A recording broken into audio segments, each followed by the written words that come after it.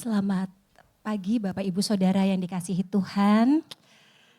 Saya deg-degan sekali karena saya seperti sedang diuji skripsinya karena ada Bu Anet di sini. Saya jadi, saya lemes sekali ternyata begitu saya tahu bahwa Bu Anet beribadah di The Best. Aduh, kenapa pas bagian saya gitu ya. Aduh, jadi Bu Anet kalau ada koreksi nanti segera dikoreksi ya Bu Anet.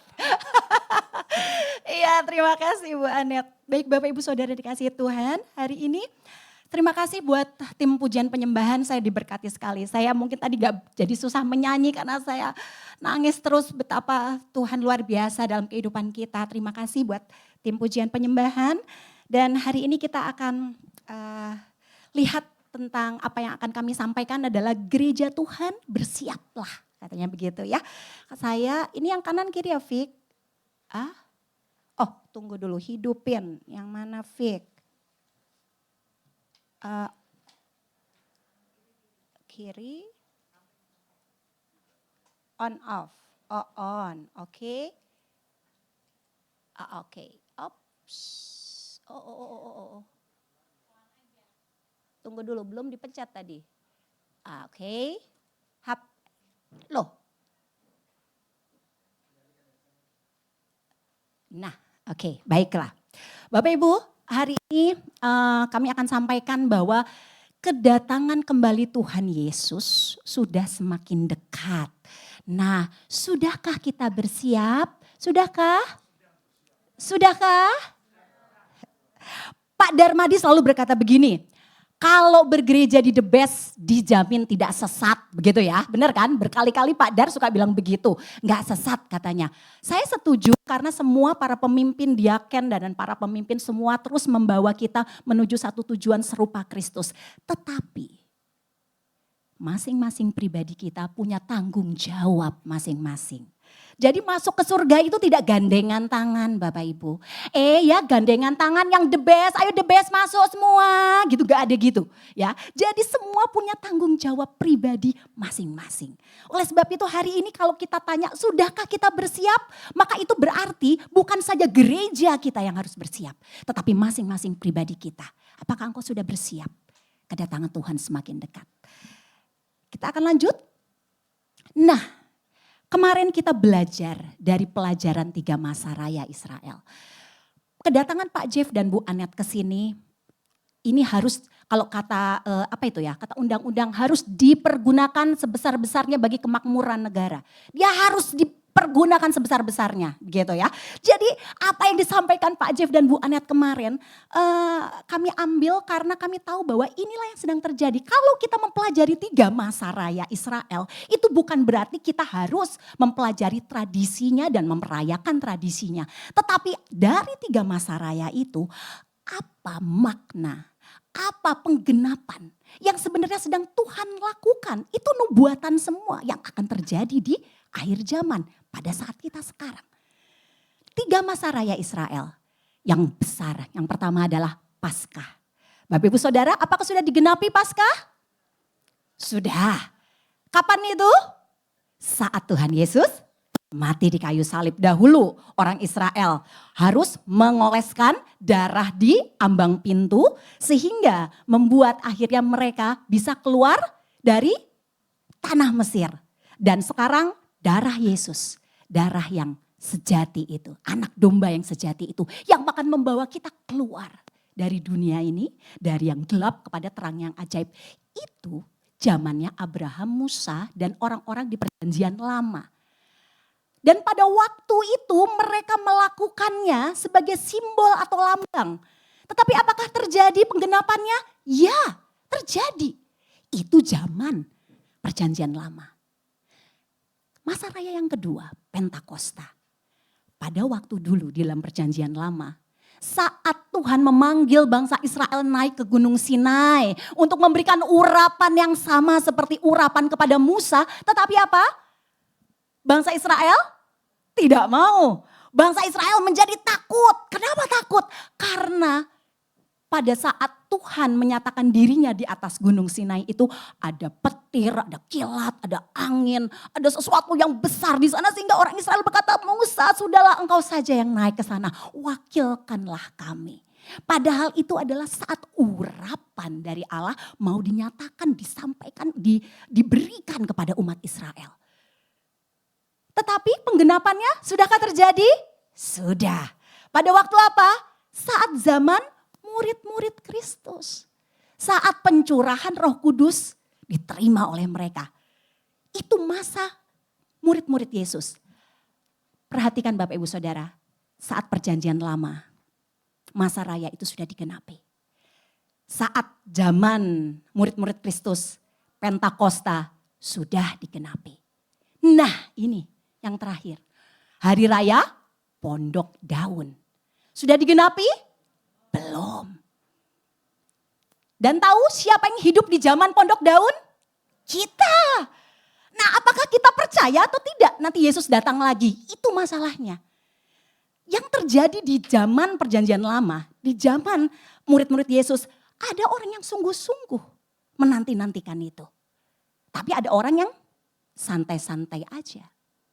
Tadi Kak Hana bilang apa? Tidur-tidur aja, malas-malas aja. Ada yang tidak percaya terhadap hal itu. Tetapi tahukah engkau bahwa Pondok Daun belum digenapi dan masanya kita lain akan melihat itu. Kita yang akan menggenapi hal itu. Di dalam masa raya Pondok Daun Bapak Ibu Saudara, ada beberapa rangkaian acaranya. Yang pertama adalah hari peniupan nafiri atau peniupan sangkakala. Saya bersyukur tadi ada pujian yang dengarkanlah, dengar suara nafiri. Dengar panggilannya untuk menggenapi firman-Nya. Hari-hari ini sekarang sedang ditiupkan trompet itu, ditiupkan sangkakala. Di semua tempat Allah sedang memanggil umatnya. Dan saya mau katakan Bapak Ibu Saudara, dikatakan bahwa ada jenis-jenis tipe-tipe suara ya di dalam peniupan nafiri. Yang saya katakan di sini adalah semua ada artinya. Yang pertama, para pemimpin berkumpul bersatu. Ya, umat Tuhan berkumpul dan bersatu dan semua harus siap bergerak dan berperang. Bapak Ibu Saudara, saya mau cerita di kota saya, kemarin saya sempat bicara di kelas mentoring. Kakak saya adalah salah seorang penatua di GKKD Cimahi, di kota saya, kota kelahiran saya. Kota Cimahi adalah kota yang hijau. Hijau dalam arti yang sesungguhnya juga karena di sana adalah tempat pelatihan para tentara ya, para militer. Nah, dulu waktu saya SD, SMP, SMA, itu yang namanya persekutuan doa semua menjamur di sekolah-sekolah. Bahkan mungkin bisa dibilang kalau kita mau cari sekolah yang gak ada persekutuan doanya, gak ada. Hampir semua ada. Tetapi kemudian lama-lama hilang. Dan sekarang justru kita cari mana yang ada persekutuan doanya. Waktu itu saya beberapa kali pernah hadir di sana dan tidak semua sekolah karena mulai dilarang dan lain sebagainya begitu ya. Nah, kakak saya dapat visi, dia berdoa, dia bergumul, dia berpuasa dan dia bilang gini, saya harus sampaikan kepada hamba-hamba Tuhan di berbagai gereja yang ada di kota Cimahi. Tapi dengan konsekuensi dia ditolak karena hal ini hal yang tidak biasa. Yang dia dapat adalah tentang anak-anak muda, tentang orang-orang muda. Lalu kemudian dia datang kepada seorang hamba Tuhan dan ternyata responnya bagus. Dan kemudian dia berjalan lagi pada hamba Tuhan yang lain, responnya bagus lagi. Hingga kumpul 9 gereja dan 1 sekolah tinggi Alkitab di Cimahi yang bersama-sama sepakat setuju mau mengadakan KKR khusus untuk anak-anak muda di bulan Juni nanti. Dan tahu Bapak Ibu Saudara, ada 1 gereja besar di sana yang menurut data anak mudanya 400 orang datanya, tetapi yang hadir di gereja hanya 20 orang. Nah, ini yang membuat mereka di kota Cimahi sedang terjadi kegerakan. Mereka sekarang anak-anak muda mulai bersatu, mulai bersiap akan kegerakan ini. Mereka semua bersama-sama, mereka setiap hari datang doa, puasa, menyiapkan kegerakan ini.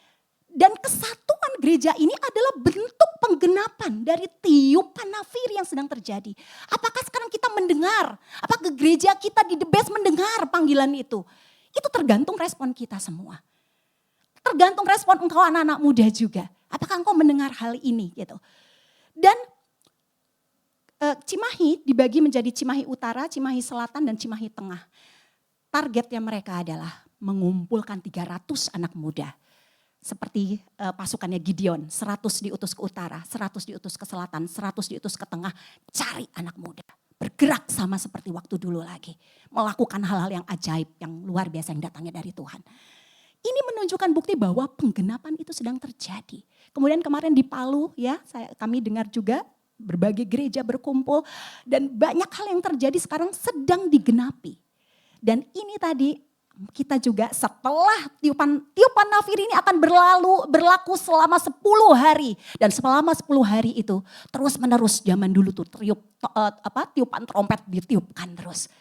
Dan di dalam 10 hari itu adalah masa kesusahan, masa penderitaan. Kau akan berhadapan dengan hal yang sulit dalam dirimu. Bahkan menaklukkan diri kita pribadi pun menjadi hal yang sulit. Tetapi Tuhan katakan, kalau engkau menang, kau akan masuk di peringatan yang kedua. Hari yang kedua yaitu hari pendamaian. Hari di mana gereja disempurnakan. Menjadi orang-orang yang menang. Selanjutnya, Bapak Ibu, peringatan Tuhan akan hal ini sudah terjadi melalui Nabi Yoel. Nah, kita mau sama-sama baca ya di Yoel 1 ayat 1 dan 2. Mari kita baca bersama-sama. 2, 3. Dengarlah ini, hai para tua-tua, pasanglah telinga, hai seluruh penduduk negeri. Apa? Pernahkah terjadi seperti ini dalam zamanmu atau dalam zaman nenek moyangmu? Perhatikan kata ini Bapak Ibu, dengarlah ini hai para tua-tua. Kepada siapa itu berarti? Kepada kita. Kepada kita orang tua, kepada kita para pemimpin. Pemimpin keluarga, pemimpin perusahaan, pemimpin pelayanan, siapapun engkau sebagai seorang pemimpin. Sekarang, pernahkah terjadi seperti ini dalam zamanmu atau dalam zaman nenek moyangmu? Saya merasa bahwa zaman ini menjadi zaman yang sangat sulit. Zaman yang saya tidak pernah temui. Bapak Ibu lihat kerusakan di muka bumi ini luar biasa. Kebinasaan, kehancuran ini sedang terjadi begitu intens.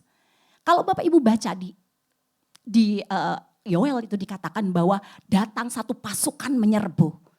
Dan dengan tidak penuh belas kasihan mereka membinasakan. Ada belalang-belalang yang datang. Dan bahkan belalang ini dikatakan bukan hanya buah yang diambil. Tapi daun, batang, bahkan akar dia habisin. Ini sadis ini. Tapi Ibu, itu artinya apa? Seluruh generasi hendak dihabiskan oleh musuh. Sampai ke anak-anak kita. Anak-anak ini mengalami hal yang luar biasa. Bapak Ibu, buat saya pribadi, anak-anak, terima kasih Kak Nelly buat yang selalu sudah setia di dalam Abba Kids dan teman-teman yang di sana. Dan juga buat anak-anak muda. Anak-anak kita sekarang mengalami satu masa yang sulit. Saya kalau mau bilang, ketika LGBT masuk, dosa itu boleh. Maka dosa-dosa yang lain itu begitu kebuka semuanya. Bapak Ibu perhatikan tidak? Anak-anak muda kita, anak-anak kita tuh sedang mengalami satu masa yang sulit. Dan kalau kita tidak memahami hal itu, maka kita tidak tahu harus berbuat apa.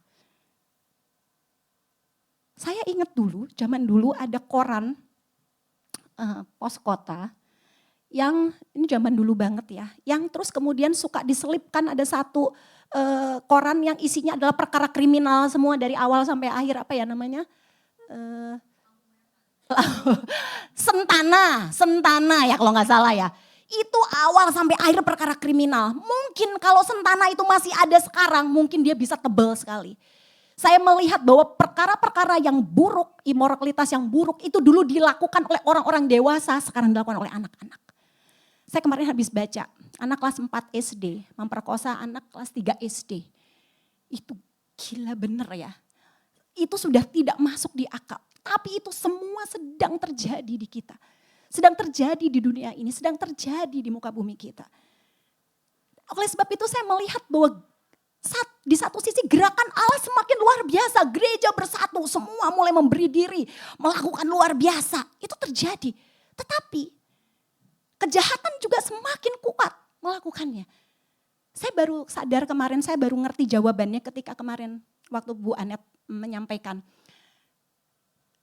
Bahwa surga dengan bumi akan bersatu. Bapak Ibu, kalau kita doa Bapa kami, jadilah kehendak-Mu di bumi seperti di surga. Jadi surga mulai turun. Makanya semua hal-hal kuasa surga mulai dinyatakan. Saya baru mengerti itu. Tetapi yang di bumi semakin kuat kelihatan. Karena memang di dalam Efesus dan Ibrani dikatakan bahwa Yesus ada untuk mempersatukan yang di surga dan yang di bumi. Jadi surga semakin turun dan semakin memperlihatkan kuasanya, tapi yang di bawah juga. Ini hal yang sedang terjadi dan itu yang kita lihat saat ini. Nah, sekarang kalau begitu apa yang harus kita lakukan? Siapa yang harus paham akan hal ini? Kita lihat lagi, ini peringatan buat gereja. Ya, mari kita lihat ayat 13-nya, baca bersama-sama 2-3. Lilitkanlah kain kabung dan hai para imam loh ya, para imam. Itu artinya ada di gereja.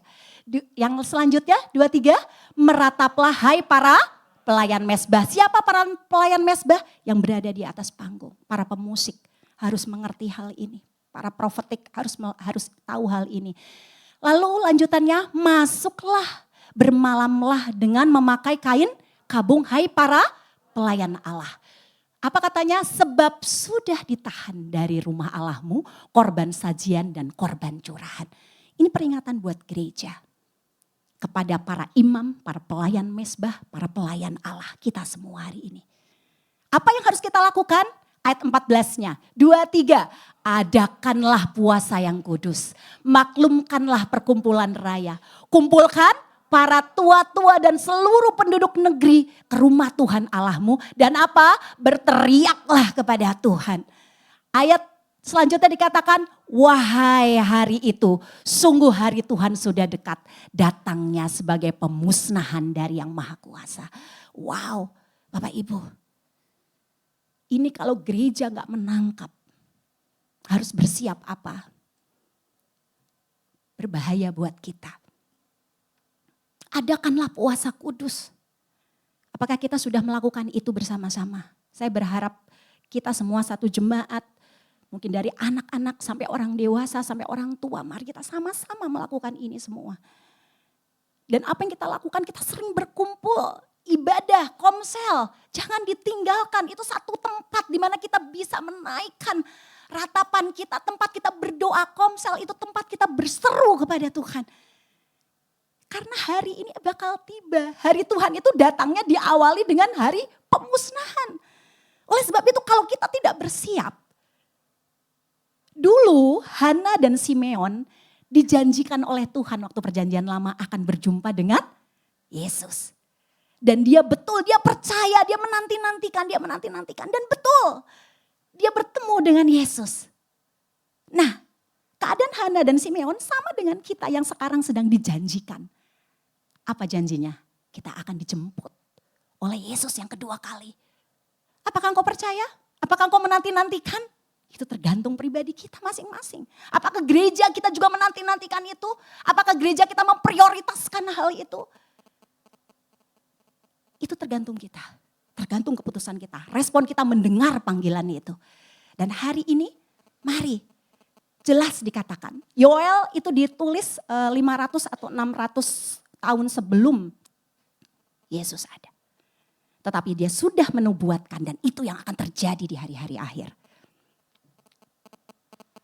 Selanjutnya.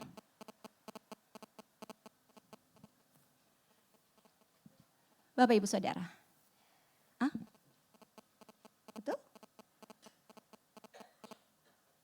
Oh, habis. Ya. Ini adalah masa pemurnian dan penyempurnaan gereja. Bapak Ibu lihat tanda panahnya itu. Hari ini ada tanda panah yang terus akan menuju serupa Kristus. Tapi ada tanda panah yang awalnya bersama-sama tapi kemudian menyimpang. Hamartia dia, bahkan berbelok, berbalik. Dan semua yang sedang terjadi sekarang ujung-ujungnya adalah, Bapak Ibu lihat, menghujat Kristus, menghujat Yesus, menghujat ketuhanan Yesus. Dan itu kalau dari luar masih mending ya, ini dari dalam gereja sendiri. Sekarang sudah terjadi seperti itu. Oleh sebab itu kalau kita berdiri di dua kaki, satu ke sana, enggak aku tengah-tengah aja. Nggak akan bisa. Kalau engkau mau hidup sungguh-sungguh tetapi engkau juga masih berjalan di dalam dosa, kau tidak akan bisa. Sebab yang akan terjadi akan semakin dipisahkan. Domba dan kambing, ilalang dan gandum, ikan baik dan ikan yang tidak baik, ini akan semakin dipisahkan. Engkau harus menetapkan dirimu. Itulah free will. Itulah free will.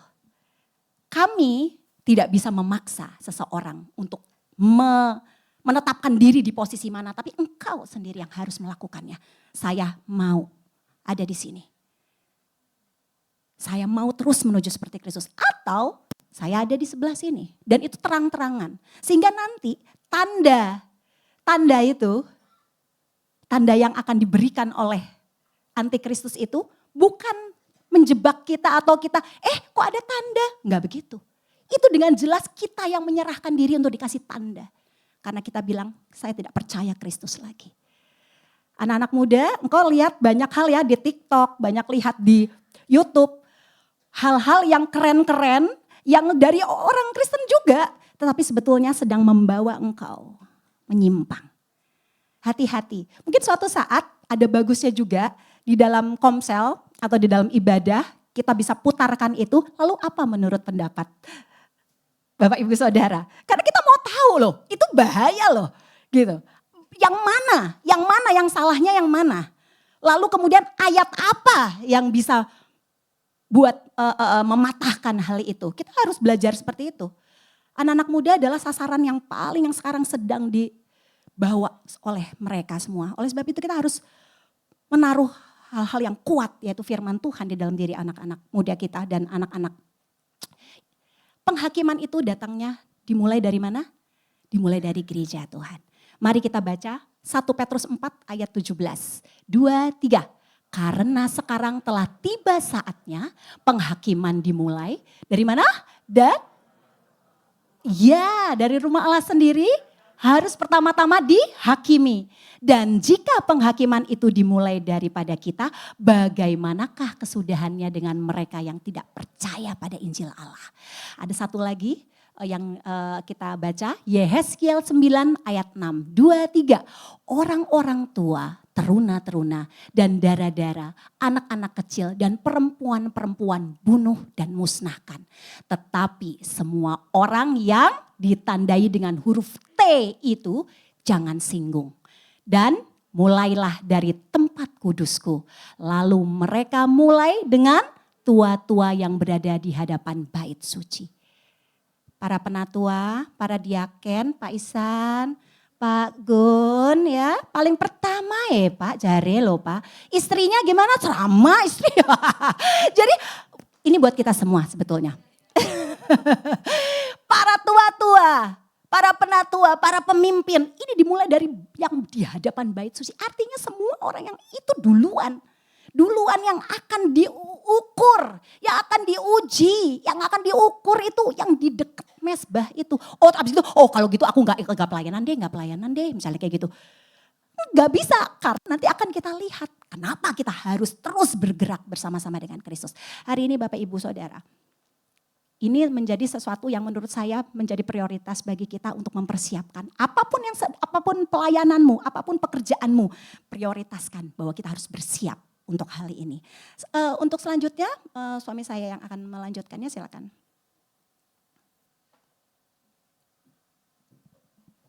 Terima kasih. Ya Bapak Ibu Saudara, dikasih Tuhan. Jadi sudah jelas ya. Pesannya adalah, wahai gereja Tuhan, wahai di best, bersiaplah. Kenapa? Karena kita nanti akan diukur serupaan dengan Kristus. Nah kita lihat, indikator kesiapan gereja itu apa? Kita baca di firman ya. Di Wahyu 12 ayat 1 dan 2 kita baca sama-sama. 1, 2, 3. Maka tampaklah suatu tanda besar di langit. Seorang perempuan berselubungkan matahari dengan bulan di bawah kakinya dan sebuah mahkota dari 12 bintang di atas kepalanya. Ayat 2, ia sedang mengandung dan dalam keluhan dan penderitaan hendak melahirkan, ia berteriak kesakitan. Apa artinya ini? Apa indikatornya? Gereja itu bersiap atau enggak? Ya, kita lihat ya, tadi ada 3 kemuliaan tadi, matahari, bulan, dan bintang. Matahari menggambarkan Allah Bapa, kemuliaan Allah Bapa, itu penuh kasih ya. Kasih Bapa ya. Kemudian bulan itu menggambarkan kemuliaan Allah Anak. Kristus. Kristus apa? Kebenaran. Jadi kita penuh kasih, penuh kebenaran. Dan satu lagi, bintang menggambarkan kemuliaan Allah Roh Kudus. Berarti kita penuh dengan kuasa, dengan dunamis. Nah, tinggal kita cek kita sebagai pribadi maupun sebagai gereja ngejar itu atau enggak. Mengejar kepenuhan Kristus itu. Penuh kasih, kebenaran, dan kuasa. Keserupaan dengan Kristus. Karena di dalam Kristus berdiam secara jasmani seluruh kepenuhan kealahan. Jadi cara ngeceknya gampang. Apakah gereja, kita sebagai pribadi maupun sebagai gereja mengejar keserupaan dengan Kristus atau enggak. Ciri yang kedua, itu indikator yang kedua adalah dikatakan tadi perempuan itu apa? Apa Bapak Ibu Saudara? Mengandung mendangdut. Ya. Mengandung itu berarti apa? Mengandung apa? Jiwa. Punya hati misi atau enggak? Punya hati jangkau jiwa atau enggak? Kalau kita mau ngecek diri kita, gereja kita gitu. Punya hati misi atau enggak? Yang pertama tadi adalah keserupaan Kristus, berarti mengejar amanat rasuli. Yang ciri yang kedua, indikator kedua adalah hati misi atau amanat agung. Nah, kita lihat satu-satu ya. Yang pertama, bagaimana caranya bertumbuh serupa Kristus. Ya, kita semua akan terus-menerus untuk diingatkan mengenai hal ini. Yang Efesus 4 ayat 13, 1, 2, 3. Sampai kita semua telah mencapai kesatuan iman dan pengetahuan yang benar tentang anak Allah, kedewasaan penuh dan tingkat pertumbuhan yang sesuai dengan kepenuhan Kristus. Jadi keserupaan Kristus caranya gimana? Mari kita penuhi diri kita dengan Kristus. Tadi pikiran, perasaan, perbuatan, kehendak kita seperti Kristus. Pikiran kita adalah pikiran Kristus. Perasaan kita, perasaan Kristus. Kehendak kita, kehendak Kristus, yaitu melakukan kehendak Bapa. Perbuatan kita, perbuatan Kristus. Hendaklah kamu hidup sebagaimana Kristus telah hidup. Hendaklah hidupmu berpadanan dengan Injil Kristus. Nah caranya gimana?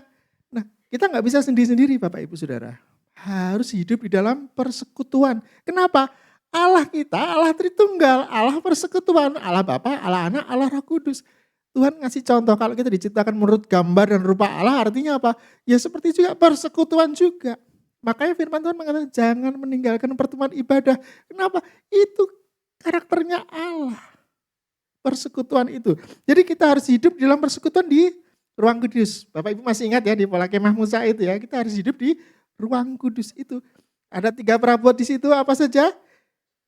Meja roti. Artinya makan firman sampai kenyang. Kenyang terus tiap hari. Perabot kedua, kaki dian, urapan Roh Kudus. Perabot yang ketiga, Mezbah dupa, doa pujian penyembahan. Itu menjadi gaya hidup kita menyembah dan memuji Tuhan bersama-sama. Ruang kudus itu bicara 3 ibadah. Apa? Ibadah raya, komsel, pemuritan. One on one. Di dalam 3 itu kita hidup bersama-sama untuk mempraktekkan, mengobarkan tadi 3 perabot tadi. Firman, kita harus makan kenyang oleh firman. Bapak Ibu bersyukur ya, kita setiap hari ada yang namanya BFF, renungan BFF. Belajar firman forever. Forever, memang forever. Tiap hari. Itu disediakan apa? Supaya kita tiap hari makan. Dan bukan hanya makan saja, nanti gali bersama teman-teman komsel, gali lagi, gali terus. Jadi kita selalu kenyang dengan firman. Kenapa? Firman itu Kristus. Kalau mau serupa Kristus ya harus serupa, namanya juga serupa Kristus, serupa firman. Makanya renungkan terus firman. Kemudian penuh dengan urapan Roh Kudus ya. Ingat Roh Kudus memimpin kita ke dalam seluruh kebenaran. Baca tok, pasti kita nggak akan ngerti. Tapi kalau diterangi oleh Roh Kudus kita akan ngerti. Bahkan ngerti apa yang harus kita lakukan, kita kerjakan. Roh Kudus juga menyertai kita dengan dunamis. Tadi Mbak Duna, Miss Duna, tadi menyampaikan kita harus penuh dengan dunamis. Roh Kudus yang akan menyertai kita dalam mengerjakan kebenaran itu.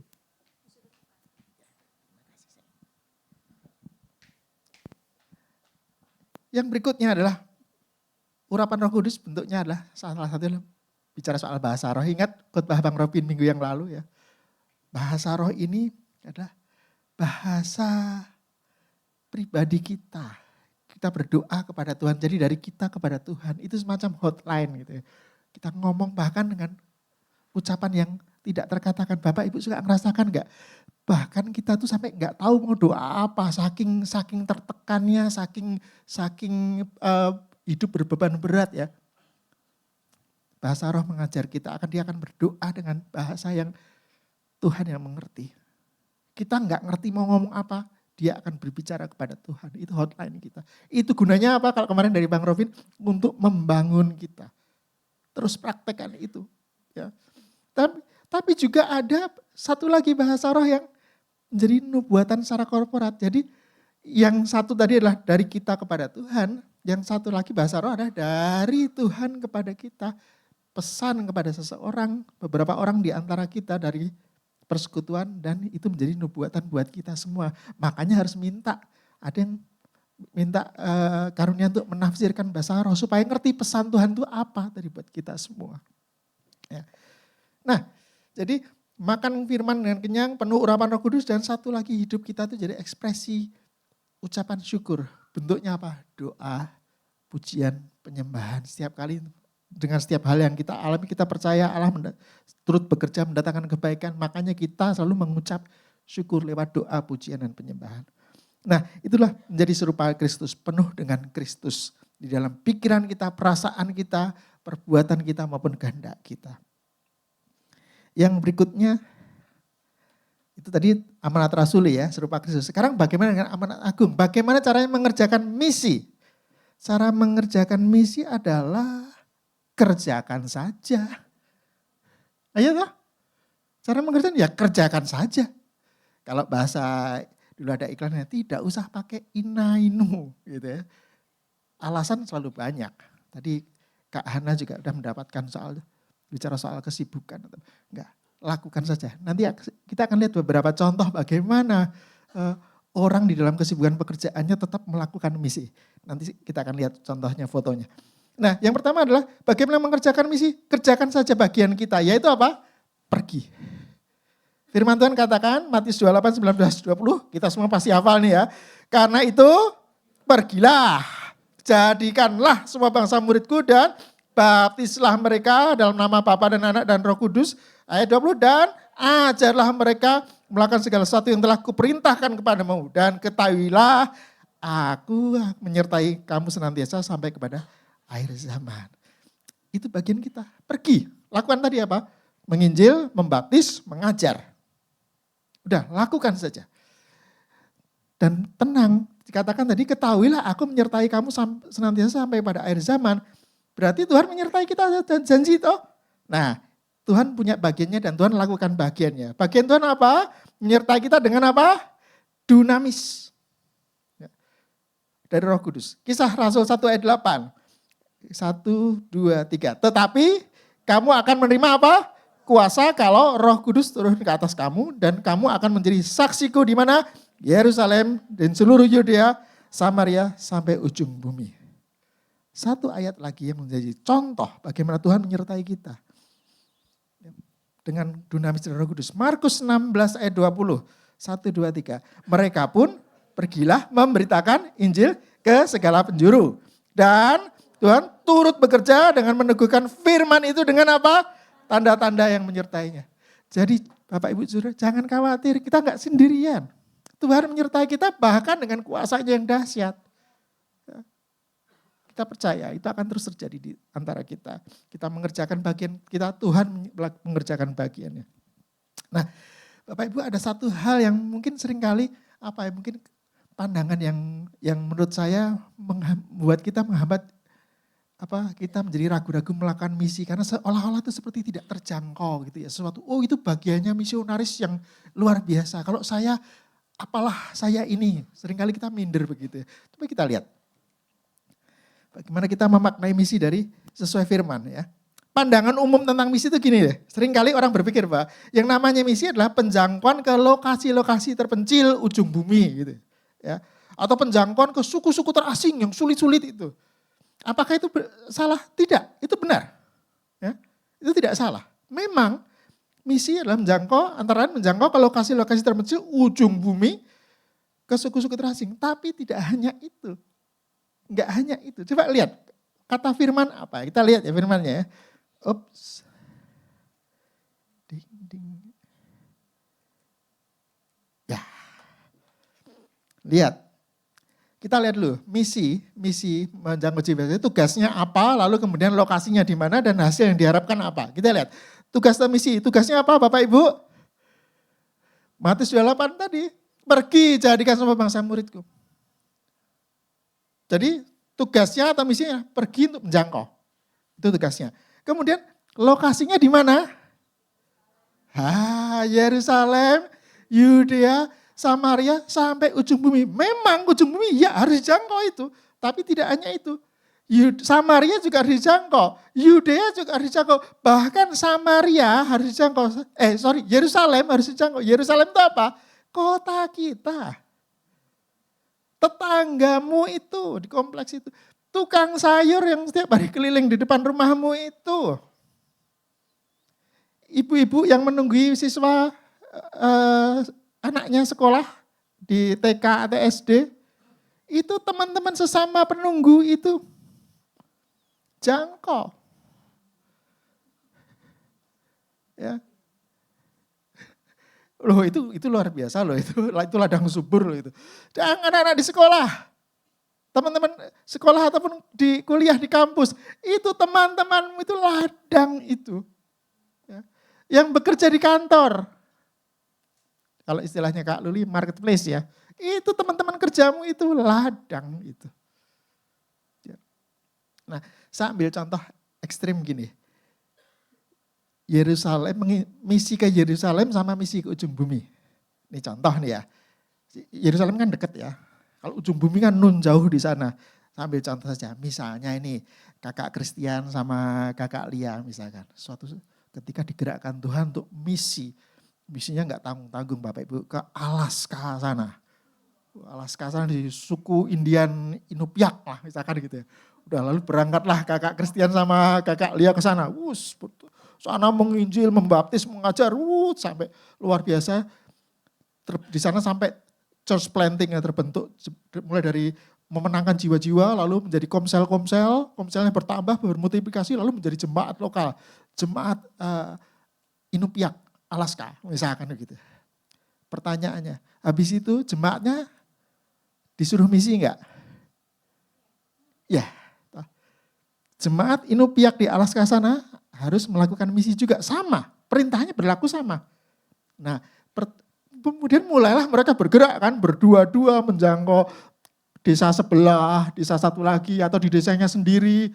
Nah, dan pertanyaannya, pelayanan mereka berarti misi kemana itu?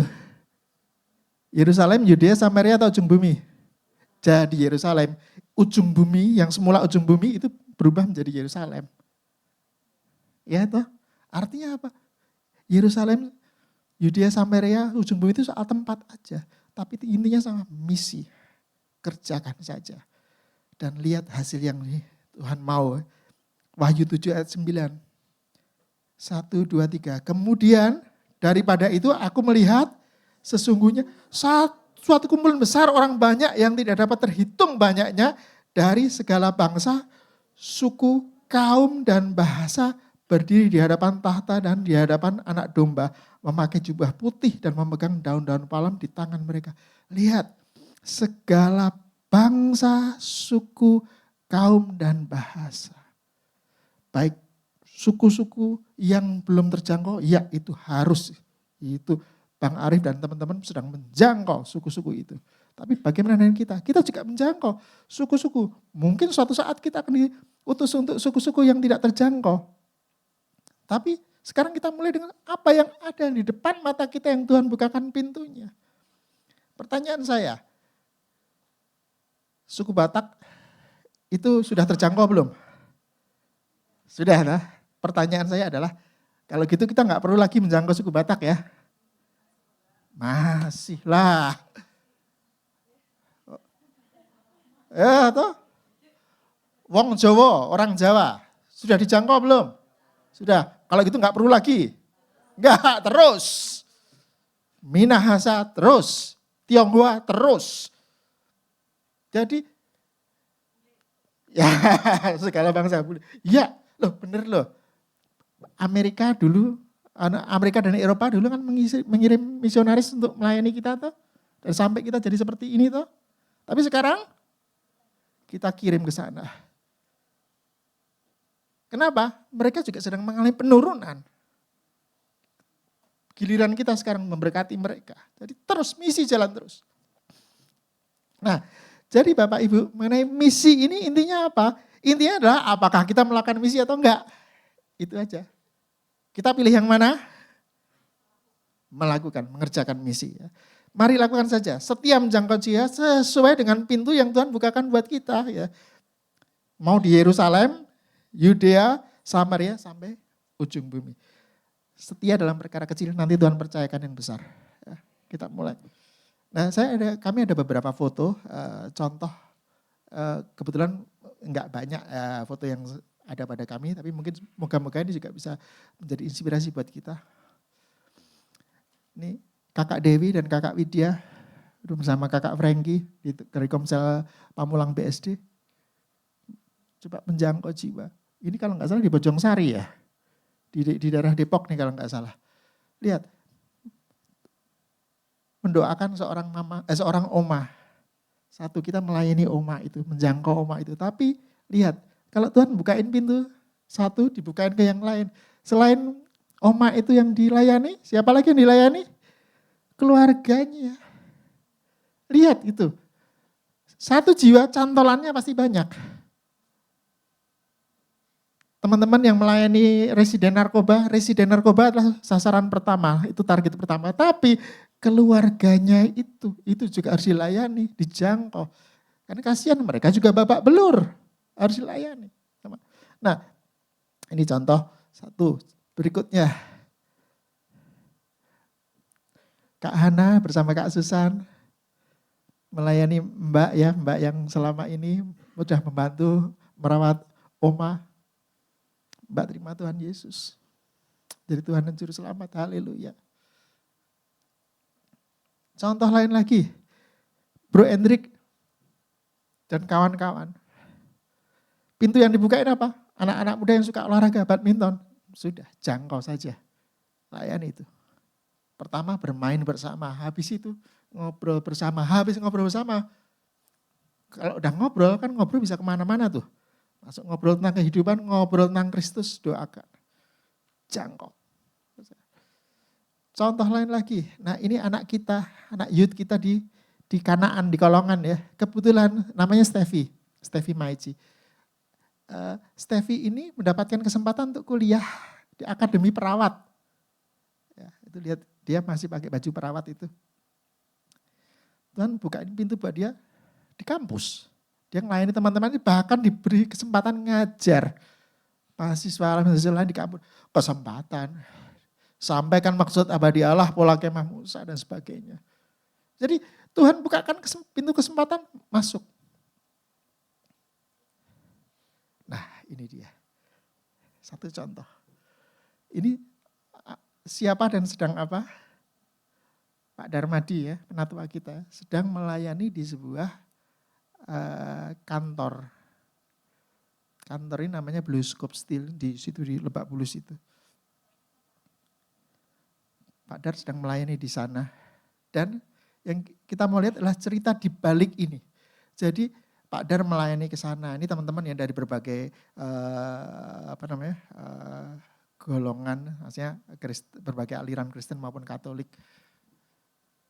Selain Pak Dar juga saya bersama istri pernah diberi kesempatan juga melayani beberapa kali ke sana, mendoakan mereka. Dan lihat siapa yang memperjuangkan itu semua, memperjuangkan kantor Blue Scope Steel di Lebak Bulus itu. Tuh, yang di situ sebelahnya Mas Pierre itu, Mbak Ai itu. Kak Hana terima kasih buat doanya tadi ya.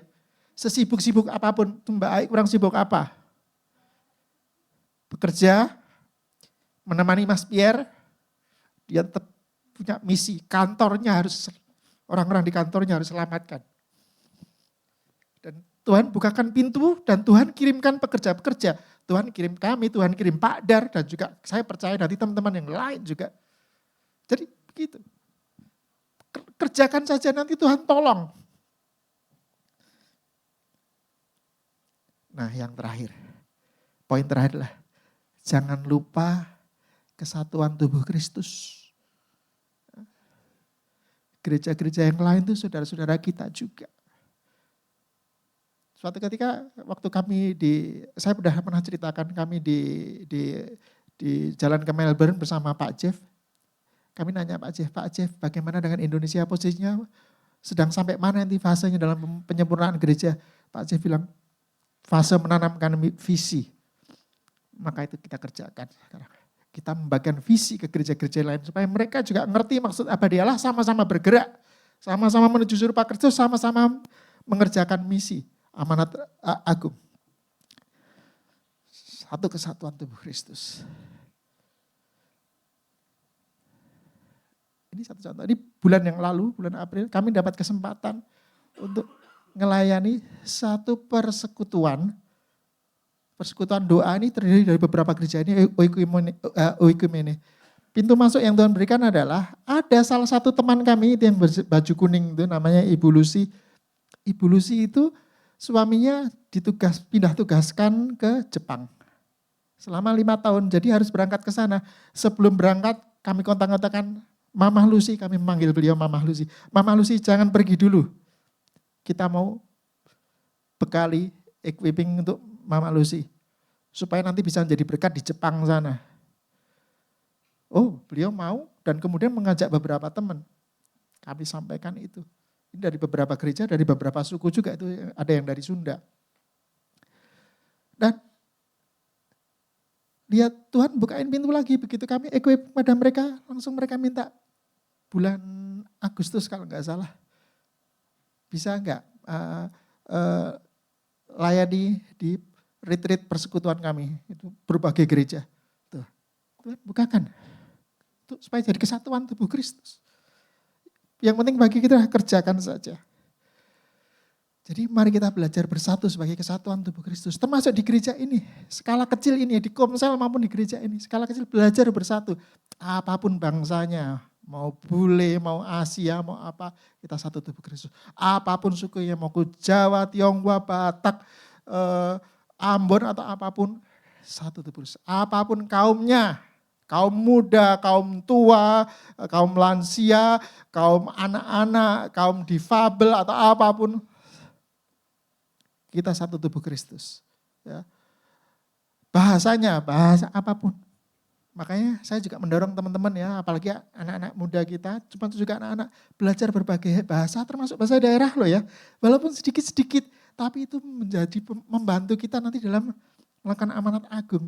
Kalau kita menyapa dengan bahasa daerah seseorang, pintu akan terbuka. Bukan untuk gagah-gagahan, buat keren-keren, bukan. Untuk amanat agung. Ya. Jadi apapun kelompok usia atau generasinya, ini juga seringkali iblis suka pakai untuk memecah-mecah ya. Jangankan generasi, jenis kelamin aja dipecah-pecah. Gitu ya. Menjadi pemecah. Jadi perbedaan dipakai untuk pembedaan. Ya. Jangan mau kena tipuan iblis seperti itu. Jadi apapun generasinya, anak muda, anak-anak, orang tua, senior, semua bersatu. Kita nyambung semua. Kenapa? Kita mengerjakan misi yang sama. Kalau kita mengerjakan hal yang sama menuju serupa Kristus dan menjangkau jiwa-jiwa, udahlah, mau kelompok apapun nyambung pasti.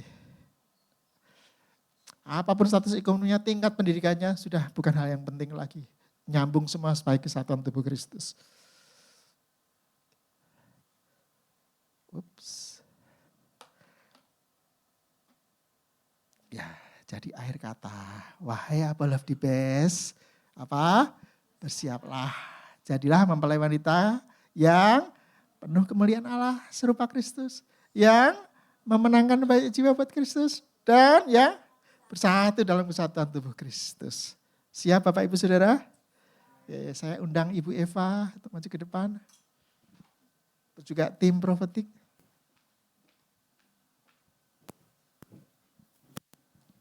Mari Bapak Ibu Saudara kita bangkit berdiri, kita akhiri. Ada satu lagu ini lagu yang lama dari siapa Din? Welyar Kauntu dulu ya. Menjadi sepertimu Yesus. Hari-hari ini yang kita rindukan siapa?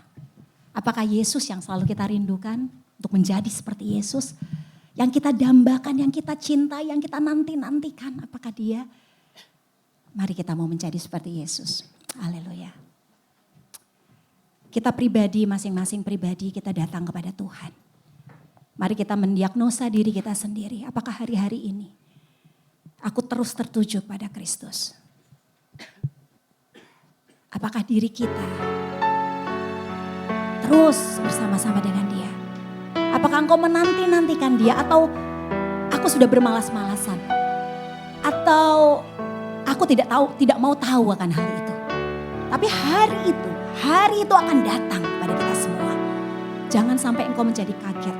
Jangan sampai engkau menjadi terkejut dan engkau menjadi takut. Tapi mari bersiaplah. Mari bersiaplah. Amin. Haleluya Tuhan. Mari Tuhan, Kau yang kami rindukan. Kau yang kami rindukan. Amin Tuhan Yesus. Yang ku rindukan hanya Kau Yesus.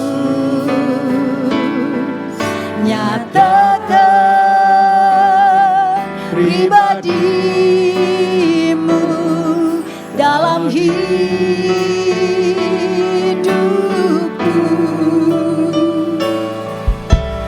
Ya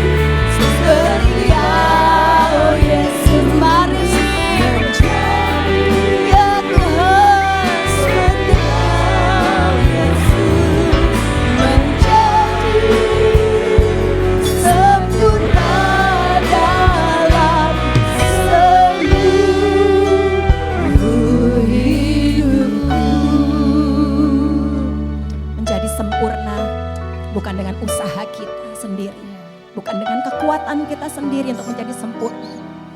Tapi hari ini melekatlah dengan Kristus.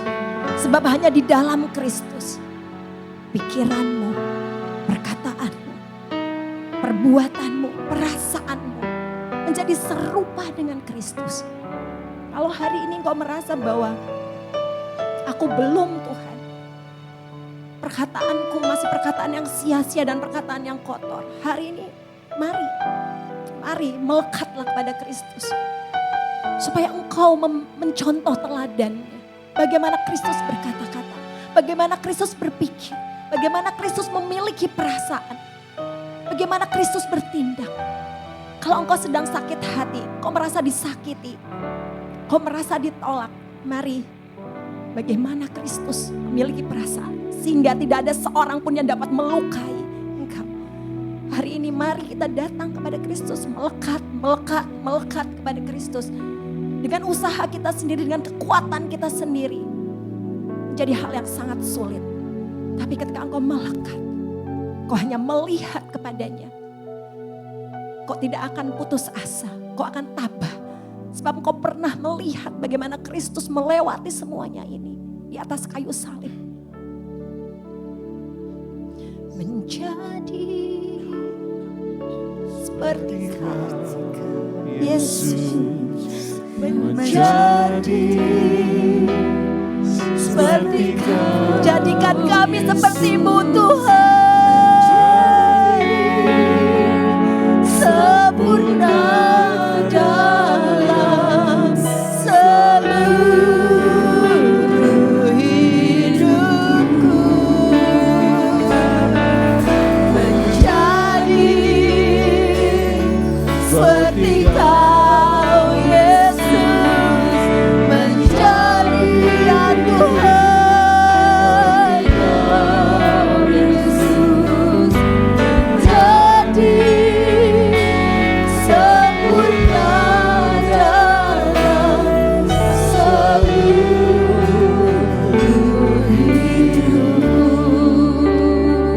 Saudara, orang-orang di sebelahmu boleh saling mendoakan. Doakan, mari langsung pegang saudaramu yang di kiri atau di kanan. Kau berdoa, kau mendoakan. Kita mau sama-sama berkomitmen, Tuhan kami mau arahnya keserupaan kepada Engkau ya Tuhan.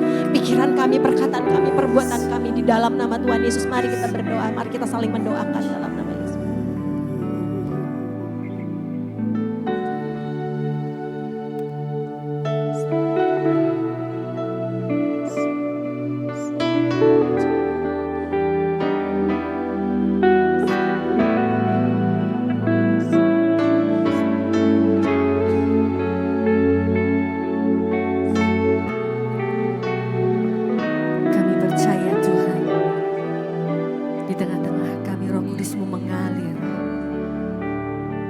Jamah setiap kami, memulihkan kami, menjadikan kami seperti apa yang Kau inginkan. Terima kasih Tuhan hari ini. Terima kasih untuk firman-Mu yang meneguhkan dan menguatkan kami di dalam masa persiapan kami untuk kami Tuhan menjadi seperti apa yang Kau inginkan. Terima kasih Bapa, terima kasih untuk hadirat-Mu, terima kasih untuk lawatan-Mu hari ini, terima kasih untuk firman-Mu hari ini. Kami bersyukur dan kami mau hidup di dalam apa yang Kau inginkan, di dalam firman-Mu, di dalam setiap kehidupan kami. Kami akan bawa persembahan kami, hidup kami bagi kemuliaan. Di dalam nama Tuhan Yesus Kristus, mari setiap kita percaya bahwa hari ini Tuhan sudah mengerjakan hal yang baik kepada setiap kita. Untuk kita melakukan apa yang Dia kehendaki. Katakan, haleluya, amin.